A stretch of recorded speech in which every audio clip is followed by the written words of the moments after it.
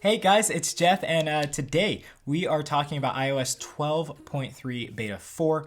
Honestly, I'm a little bit tired of doing all of these beta update videos when there's really nothing new. So other than like build numbers, modem firmware, and all that. So we're actually going to do something a little bit different today. Just bear with me. We're actually going to be talking about iOS 12.3 betas as a whole, and then kind of compare them to the rest of the releases of iOS 12, and kind of give you my experience on iOS 12.3 so far. So let's just get right into it. Guys, go check out Clean My Mac X. It's absolutely amazing. I use it every day, and I cannot say this enough. Every Mac user needs this program. So go check it out. There's a link down below with more info, and you can also go download it to try it out for yourself. Okay, so iOS 12.3 Beta 4 came to our devices today, and honestly, I wasn't really expecting anything new. We haven't gotten any new features, wallpapers, major UI changes since iOS 12.2. Betas 1 through 3 have been pretty lackluster, and really they're just fixing bugs that have been around for a very long time in previous builds of iOS 12. So let's rewind back to iOS 12.2. We got a lot of new features, a lot of major updates there, and I think iOS 12.2 was a fantastic release.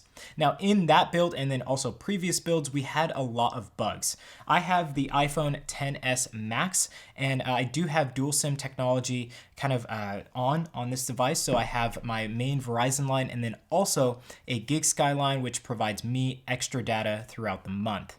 Now, GigSky is only data, so it doesn't have any phone services, but the main issues that I've been experiencing with the dual SIM technology has been that the second line, that is GigSky, has been going in and out. So basically, at one point in time, it would just kind of totally go off the network. I'd have to restart my phone, and then it would go back on, and I could use my GigSky data. Now, that's super disappointing. A lot of people have been experiencing a lot of issues with Wi-Fi, Bluetooth kind of cutting in and out or just not connecting at all. And then a lot of people have been experiencing issues with LTE, using their internet for one, and then also dropping calls between three-way calls or just even two-way when they're not getting cell connection where they normally would. So overall, the kind of releases of iOS 12 have been super disappointing, especially for us new iPhone users who have the latest device. It's really been disappointing because Apple has not been able to figure out the software here for those devices. Now, for older devices, there are still bugs, and those have also been super disappointing. I noticed a lot of people are kind of fluctuating on battery life being good or bad, and that's super disappointing and frustrating at the same time. So there's been a lot of bugs within the iOS 12 builds, and honestly, in my personal opinion, iOS 12.3 kind of comes in and saves the day with all of those bugs. Now let me tell you why. I haven't experienced any LTE issues in iOS 12.3. I experienced some Bluetooth issues, but those were quickly fixed via just turning the device on and off, and they never came back. And thirdly, performance and battery life has been really, really good.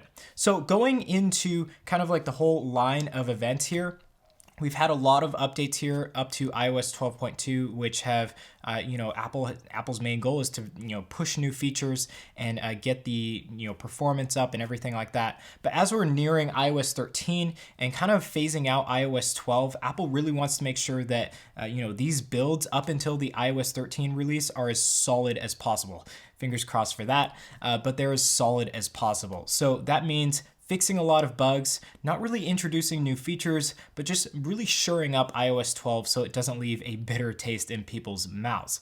Now, honestly, you don't want to update to iOS 13 right away, obviously, especially in the betas, but even when it comes out, there's always bugs to be kind of released. So this build, iOS 12.3 or even iOS 12.4, would have to last people up until maybe this coming November, until maybe iOS 13.1 or iOS 13.0. Whatever the build that corrects all of the bugs comes out in, that is basically how long you have to wait. So barring any security, flaws within iOS 12, any major, screw ups or anything like that, iOS 12.3 or 12.4 will likely be the last and final builds here. So that's why we're not really seeing any new features here in iOS 12.3. We're basically seeing a lot of bugs being squashed here and just a main focus on, balancing the performance and battery life. Now, speaking of those two items, I really want to touch up on those because I think that that it's super important for you guys to listen on those two topics in regards to iOS 12.3.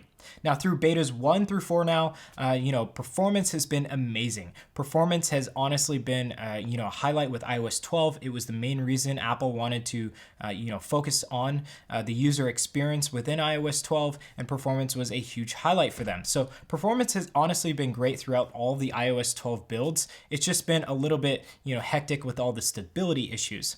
Now, in iOS 12.3, the performance is absolutely fantastic. No complaints there. Everything is super smooth and solid. No UI glitches right now, and I just am really enjoying the overall build of iOS 12.3 betas. Now, in regards to performance, as I said, it's been really stable and everything like that, but the performance has remained essentially the same from iOS 12.2, but the battery life has gotten better. So that means that the CPU processing and the GPU processing are not necessarily faster, but they're actually more efficient. So let's move on into battery life. With battery life, I've been using my phone pretty much the same amount or even more, and the battery life has been better. So working with the CPU and GPU to kind of make sure that battery life is as efficient as possible has been really great to see, Apple working on those two aspects of the device, and it really has kind of lengthened the battery life of my iPhone XS Max, and I'm really, really happy that Apple has gone ahead and done that. So overall, iOS 12.3, no new features, but a lot of bug fixes and a focus on battery life and performance. And I'm really happy to say that I would highly recommend you guys update to iOS 12.3 either now in the betas, go to beta.apple.com to kind of hop on that beta process, or you can just wait until the official release of iOS 12.3. And I would highly recommend updating, because I think that iOS 12.3 so far is the most stable build of iOS 12 to date. So guys, that was kind of a little bit different from my normal beta updates. I didn't want to bore you with kind of, no new news or anything like that. I kind of wanted to wrap up my whole experience of iOS 12 and kind of show you guys where we've been and where we've come now with iOS 12.3. So if you like the video, make sure to give me a comment down below, hit like. I would love to hear what you have to say about iOS 12 as a whole and what you were looking forward to in iOS 13 the most. If you want to stay up to date with all the news with iOS 12 or maybe iOS 13, make sure to hit the bell button and also get subscribed. The bell button kind of gives you updates as far as when we release our content, so you get it firsthand. So guys, thank you again for watching this video. Really appreciate all of you guys, and I hope that you kind of found some usefulness in this video. Now, until next time, I hope you all have an awesome day, and I'll catch you in the next video. Peace.